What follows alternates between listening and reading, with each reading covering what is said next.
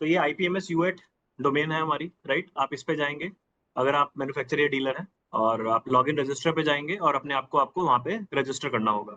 आप sign up पे जाएंगे, साइन अप पे जाके आप अपनी बेसिक क्रेडेंशियल फिल करेंगे, आपका first name, last name, middle name, father's name आप फिल करेंगे, राइट?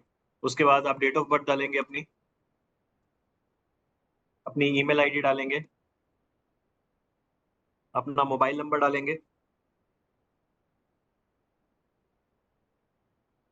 डेजिग्नेशन डालेंगे अपनी, और उसके बाद पैन नंबर डालेंगे। उसके बाद आप पैन कार्ड जो है आपका वो अपलोड करेंगे। चाहे आप मैन्युफैक्चरर हो चाहे आप डीलर हो, जो पैन कार्ड है आपको ये डालना ही है यहाँ पे, और कंपनी आपकी वही है, कंपनी की डिटेल्स नीचे पूछी जाती है। अब उसके बाद आप पर्पस डालेंगे, आपका पर्पस क्या है। यहाँ पे आपका पर्पस है, ऑलरेडी एक लाइसेंस है, आपको स्टॉक मैनेजमेंट करनी है उसके लिए, राइट? मेरा लाइसेंस किस स्टेट और किस डिस्ट्रिक्ट से अवॉर्डेड है, मैं उसको सिलेक्ट करूंगा। तो फॉर एग्जाम्पल मैं यहाँ दिल्ली ले रहा हूँ वापस, कि दिल्ली से है, और उसके बाद मैं सेंट्रल दिल्ली ले रहा हूँ। उसका मैंने चेक किया मैन्युफैक्चरर, क्या मैं मैन्युफैक्चरर हूँ या मैं मार्केटर, डिस्ट्रीब्यूटर, डीलर, होलसेलर हूँ। मैंने कहा मैं मैन्युफैक्चरर हूँ, और यहाँ मैं अपने लाइसेंस नंबर के कुछ डिजिट्स या फिर अपने नाम के कुछ कैरेक्टर्स, उससे मैं अपने आप को ढूंढ सकता हूँ। तो फॉर एग्जाम्पल लेट्स से मैंने डमी के नाम से बनाना था, क्लिक किया तो मुझे यहाँ पे डमी मैन्युफैक्चर मिल गया, ठीक है? तो ये वो है जो मेरे हिसाब से जो मेरा लॉगिन बनना चाहिए था, वो इस लाइसेंस के अगेंस्ट बनना चाहिए था, और यहाँ दिखाया जाएगा कि आपका कंपनी का नाम क्या है। अगर ये कंपनी बोल रहा हूँ तो इट डजंट मीन कि ये सिर्फ मैन्युफैक्चरर के लिए, डीलर के लिए भी है। डीलर की शॉप का नेम क्या है, या registered name as per licence क्या है, कम एड्रेस क्या है, लाइसेंस नंबर क्या है, आप कंफर्म करेंगे कि हाँ यही मेरा लाइसेंस है। उसके बाद आप क्या करेंगे, आप पैन नंबर डालेंगे कंपनी का,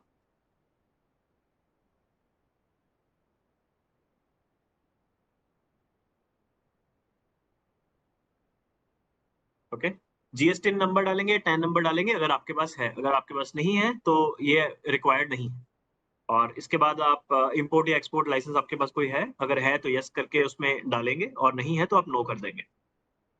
तो ये रजिस्ट्रेशन जो मैं कर रहा हूँ, ये मैं मैन्युफैक्चरर की तरह कर रहा हूँ, कि दिल्ली में मैं मैन्युफैक्चरर हूँ, मेरा लाइसेंस नंबर ये है, मैं उसके अगेंस्ट रजिस्ट्रेशन कर रहा हूँ। मैंने सबमिट किया, सबमिट के बाद मुझे अगेन लॉगिन क्रेडेंशियल बनाने होंगे, तो यहाँ मैं लॉगिन क्रेडेंशियल बना लेता हूँ,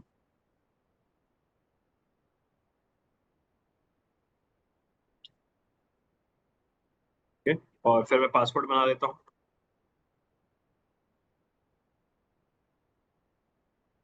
ये पासवर्ड लॉगिन जो है वो क्रिएट हो गया। अब लॉगिन क्रिएट हुआ, इसका मतलब ये नहीं है कि आप लॉगिन कर पाएंगे। क्यों? क्योंकि आपका जो ये लॉगिन है ये अप्रूवल के लिए गया है स्टेट लेवल पे या डिस्ट्रिक्ट लेवल पे। अगर आप मैन्युफैक्चरर की तरह आपने रजिस्टर किया था तो ये स्टेट लाइसेंसिंग अथॉरिटी को गया होगा। अगर आपने डीलर, मार्केटर, रिटेलर, डिस्ट्रीब्यूटर की तरह किया था तो ये डिस्ट्रिक्ट लेवल पे गया होगा। तो अभी मैं लॉगिन करता हूँ स्टेट लेवल से, क्योंकि मैं मैन्युफैक्चरर की तरह लॉगिन किया था। तो ये लॉगिन की रिक्वेस्ट उनके पास गई होगी, वो अपने लॉगिन से करेंगे और उनके पास दिखेगा ये यूजर एक्टिवेशन के लिए कि ये नाम है, ये ईमेल आईडी है, ये कंपनी का नाम था, ये डेट ऑफ बर्थ था, ये कॉन्टैक्ट नंबर उन्होंने फिल किया है, कंपनी का पैन ये था, और ये डॉक्यूमेंट उन्होंने अपलोड किया है पैन कार्ड पे। इसके बेस पे वो आपको अप्रूव या रिजेक्ट करेंगे। लेट्स से वो आपको अप्रूव कर देते हैं, क्योंकि आपको अप्रूव कर दिया गया तो आप अब रजिस्टर कर सकते हैं। और जब भी आपको अप्रूव किया जाएगा तो आपको एक मेल या फिर एसएमएस आ जाएगा जिसके यहाँ पे आपको पता होगा कि हाँ मेरी रजिस्ट्रेशन जो है वो अप्रूव कर दी गई। अब आप अपने जो आपने यूजर नेम बनाया था आप उसी से लॉग इन करेंगे, और लॉगिन करने के बाद आप डिटेल्स में जाएंगे और अगेन सब व्यू लाइसेंस में जाएंगे। जब आप व्यू लाइसेंस में जाएंगे तो पिछली बार की तरह आप यहाँ देख रहे हैं नंबर ऑफ अप्रूव प्रोडक्ट जो है वो 0 है, राइट? इट मींस जो डेटा आपका लाइसेंस का हमें मिला है आईपीएमएस पोर्टल पे उसमें प्रोडक्ट नहीं है, तो आपको यहाँ प्रोडक्ट ऐड करने होंगे। दोबारा से मैं ऐड करता हूँ।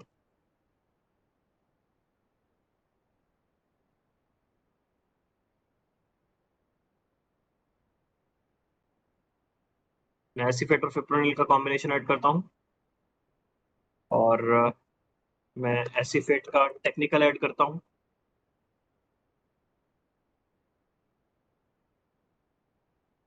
और मैं फिप्रोनिल का भी टेक्निकल ऐड करता हूँ। या फिर मैं अभी कर लेता हूँ, नहीं मैं सिर्फ एसीवेट का टेक्निकल ऐड कर रहा हूँ, ओके? दो प्रोडक्ट ऐड किए मैंने सिर्फ, और उसके बाद मैं जस्टिफिकेशन दूंगा। जस्टिफिकेशन जैसे मैंने बताया ये वही होगा कि आपका जो ऑलरेडी आपके पास सर्टिफिकेट है, आप वो अपलोड कर देंगे और उसके बिहाफ पे जो स्टेट या डिस्ट्रिक्ट अथॉरिटीज है उनको ये समझ आ जाएगा कि जो भी जस्टिफिकेशन है बिल्कुल ठीक है, ये 2 प्रोडक्ट्स ऐड करने की जो रिक्वेस्ट आई है ये लेजिटिमेट है, इसको अप्रूव कर दिया जा सकता है। तो आप अपना जो करंट सर्टिफिकेट है जिसके अंदर ये प्रोडक्ट जो भी आप डाल रहे हैं वो लिस्टेड है, वो आप अपलोड कर सकते हैं।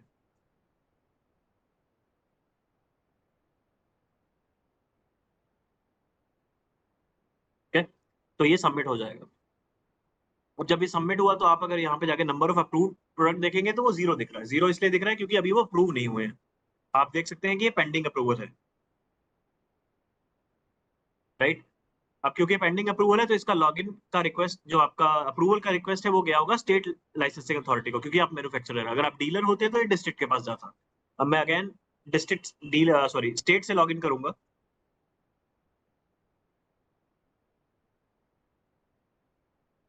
और मैं जैसे ही लॉगिन करूंगा और जाऊंगा मैनेज लाइसेंस प्रोडक्ट रिक्वेस्ट में, वहां मुझे दिख रहा है कि एक कंपनी का नाम ये है, उनका लाइसेंस नंबर ये है, उन्होंने 3 प्रोडक्ट्स को ऐड करने की रिक्वेस्ट की है। स्टेट क्लिक करके देखेगा और उनको देखेगा कि ये 3 इंफॉर्मेशन है जिसमें पहला प्रोडक्ट ये था, दूसरा ये था और तीसरा ये था, और तीनों को ऐड करने की रिक्वेस्ट की गई है और जो डॉक्यूमेंट आपने अटैच किया था वो यहाँ दिखेगा।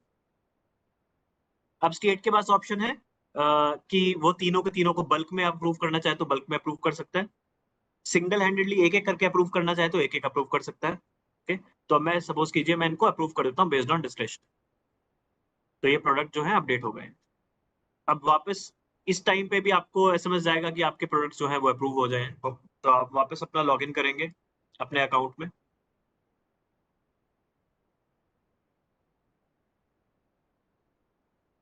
तो अब दोबारा आप अपडेट लाइसेंस मॉड्यूल में अगर व्यू लाइसेंस में जाएंगे तो आपको देखेगा 3 प्रोडक्ट अप्रूव्ड है, राइट। और आप अगर क्लिक करेंगे तो आपको देखेगा कि ये तीनों के तीनों अप्रूव हो गए। इट मींस अब आपके पास ये लाइसेंस में प्रोडक्ट हैं जिन पे आप काम कर सकते। तो ये पहला काम हमारा हुआ। यहाँ तक आने के लिए आपके 3 स्टेप थे। पहले आपको खुद को रजिस्टर करना था, रजिस्टर करते हुए अपनी बेसिक डिटेल देनी थी। उसके बाद अपना लाइसेंस नंबर या अपने नाम से खुद को ढूंढना था। उसके बेस पे रजिस्ट्रेशन करनी थी, अपने यूजर क्रेडेंशियल बनाने थे। वो रिक्वेस्ट जाती स्टेट के पास या डिस्ट्रिक्ट के पास, वो उसको अप्रूव करते। अप्रूव करने के बाद आप लॉगिन करते। लॉगिन करने के बाद आप अपडेट लाइसेंस मॉड्यूल में आके ये देखते कि क्या मेरे लाइसेंस में जितने प्रोडक्ट होने चाहिए थे वो हैं या नहीं। अगर नहीं है तो आप ऐड करते। ऐड करने की रिक्वेस्ट अगेन स्टेट या डिस्ट्रिक्ट पे जाती, वो वहां से उसको अप्रूव करते। अप्रूव करने के बाद आपके प्रोडक्ट्स अप्रूव्ड लिस्ट में दिखने शुरू हो जाते। ये स्टेप वन टाइम स्टेप है। मतलब ऐसा तो नहीं है कि आप डेली आपके पास प्रोडक्ट ऐड होते जा रहे हैं। ये वन टाइम स्टेप है कि अगर आपके लाइसेंस में प्रोडक्ट नहीं थे या आपने रजिस्ट्रेशन ही नहीं किया था आईपीएमएस में तो आपको एक बार करना होगा। आपने अगर यहाँ तक का काम कर लिया तो उसके बाद आप डे टू डे काम आपको बस अपना सप्लाई चेन मैनेजमेंट का हमें बताना है। वो कैसे होगा? ये है सप्लाई चेन मैनेजमेंट, जो लेफ्ट साइड को आप देख पा रहे हैं। सप्लाई चेन मैनेजमेंट में क्या है? वन टाइम स्टॉक एंट्री है, स्टॉक मैनेजमेंट है, मैन्युफैक्चरिंग डिटेल है, सेल डिटेल है। मैन्युफैक्चरिंग डिटेल इसलिए आ रही है क्योंकि आप मैन्युफैक्चरर से मैंने लॉगिन किया। अगर मैं डीलर से करता तो ये नहीं आती।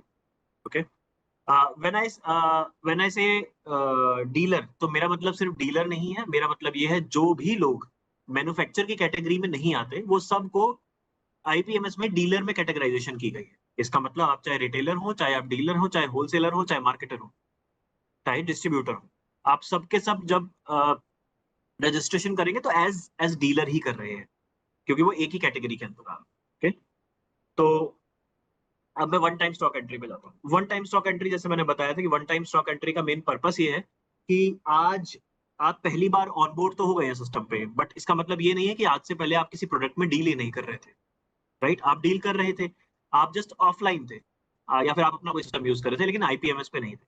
तो अब आईपीएमएस सिस्टम को ये जानना होगा कि आपके पास करंटली कितना स्टॉक पड़ा है, क्योंकि उसके बाद का तो आप कुछ भी नया परचेज करेंगे, बनाएंगे या सेल करेंगे तो वो तो सिस्टम में ट्रैक हो जाएगा, लेकिन आज आपके पास अपने हाथ में आपके पास कितना स्टॉक पड़ा हुआ है वो किसी को पता नहीं है।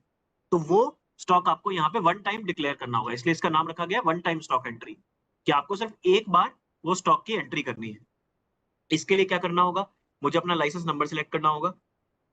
लाइसेंस नंबर के बाद मुझे सिलेक्ट करना होगा, क्योंकि मैं मैन्युफैक्चरर हूँ, मेरे पास तीन तरह के प्रोडक्ट्स हो सकते हैं, 3 टाइप्स है बेसिकली। या तो वो मैंने इंपोर्ट किया होगा, या वो मैंने खुद मैन्युफैक्चर किया होगा, या फिर मैंने डोमेस्टिकली परचेज किया होगा।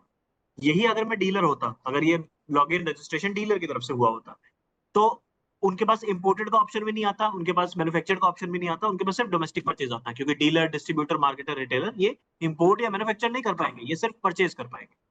तो क्योंकि यहाँ पे मैं मैन्युफैक्चरर हूँ, इसलिए मुझे देखा कि मैं इंपोर्ट कर रहा हूँ, मैन्युफैक्चर कर रहा हूँ या डोमेस्टिक। तो फॉर एग्जाम्पल मैं बोलता हूँ कि इंपोर्टेड है, इंपोर्ट है तो आईसी नंबर जरूरी है, आपको आईसी नंबर डालना होगा। आप क्लिक करेंगे और आईसी नंबर डालेंगे। अभी मैं टेस्टिंग के लिए एक आईसी नंबर डाल देता हूँ और ये आईसी नंबर अपडेट हो गया। ये ऑप्शन डीलर को नहीं आएगा, क्योंकि डीलर के पास आईसी नंबर की जरूरत नहीं है, क्योंकि वो इंपोर्ट नहीं कर रहा। वन टाइम स्टॉक एंट्री पे वापस जाऊंगा, अपना लाइसेंस सिलेक्ट करूंगा, इंपोर्टेड सिलेक्ट करूंगा और उसके बाद सिलेक्ट करूंगा कौन सा प्रोडक्ट है मेरे पास इंपोर्टेड जिसकी स्टॉक एंट्री करनी है मुझे। मेरे पास 3 प्रोडक्ट थे मेरे लाइसेंस में, तीनों के तीनों मेरे पास आ गए। तो मैंने पहले वाले को डाला कि ये मेरे पास इंपोर्टेड पड़ा है, जो कि फॉर्मुलेशन है। तो उसके बाद मुझसे पूछा जाएगा इसकी डेट ऑफ एक्सपायरी क्या है, मैं इसकी कुछ डेट ऑफ एक्सपायरी बताऊंगा, मैं इसका बैच नंबर बताऊंगा। अभी ताकि हमें बैच नंबर याद रहे, कैसे सब्ट्रैक्शन हो रही है, कैसे एडिशन हो रही है, तो मैं क्या कर रहा हूँ, मैं बैच नंबर इस तरीके से दूंगा कि हम सबको याद रहे। वो कैसा रहेगा, क्योंकि ये प्रोडक्ट इंपोर्ट हुआ है तो IMP, उसके बाद ये पेस्टिसाइड फॉर्मुलेशन है तो फॉर्मुलेशन, तो बैच नंबर 1। लेट्स से इसमें 100 के 100 और क्या है, केजी है, मेट्रिक टन है, लीटर है, ग्राम है, केजी है। इस बैच नंबर का 100 केजी एसीफेट प्रोडक्ट जो मैंने इंपोर्ट किया था मेरे पास आज पड़ा है। ओके, आपने इंपोर्ट किया तो बीई नंबर क्या था और बीई डेट क्या थी। बीई डेट ये सारे कस्टम से है, क्योंकि आगे जाके हम कस्टम वाले पोर्टल से भी इंटीग्रेट करेंगे।